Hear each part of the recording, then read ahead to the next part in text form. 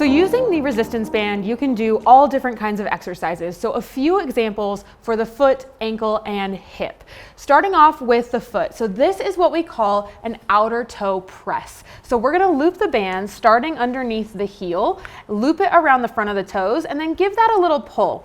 Ideally, you wanna keep that big toe on the ground, but if you need to in the beginning, lift that toe up as well, that's totally fine. So we're gonna keep that big toe down, that band is pulling up the outer toes, and then you're gonna reach those toes long and press them down into the ground. You're gonna hold that for about 2 or 3 seconds, and then relax, lift them back up, and then repeat. So we'll do this about 20 times, making sure that the toes are long and flat. What we don't want to happen is as we press into that band, we don't want to see those toes start to curl down.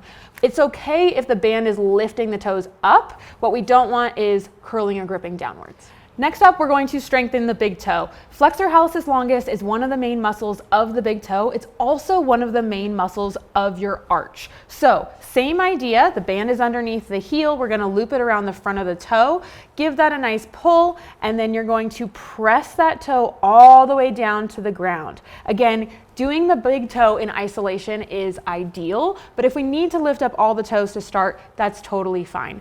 We're gonna start with 20 reps, so lift up that big toe, press it all the way down, hold it for a second or two, and repeat. Okay, for this next one, we are gonna be working on strengthening the ankles and specifically tibialis posterior, which is one of the muscles that, again, helps support our arch and our inner ankle. So for this, you're gonna step through the band.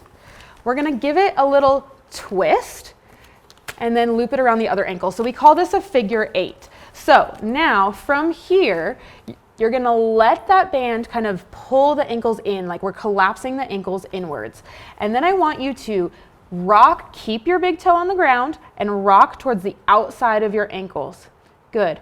But what we're gonna do this time, go ahead and relax again, let it pull you in, less knees and more ankles. So like we're almost mimicking an ankle sprain, pressing out into that band. Yes, there we go. So we should be feeling this along the arch and even up into that inner calf. Sometimes you'll even feel it in the outer calf because you're working on keeping that big toe down as well. All right, this last variation is going to be targeting the hips. So what I've done is I've just kind of tucked in that loose end. We have the band looped around the feet, and we're gonna do something called a monster walk, or we're gonna step laterally.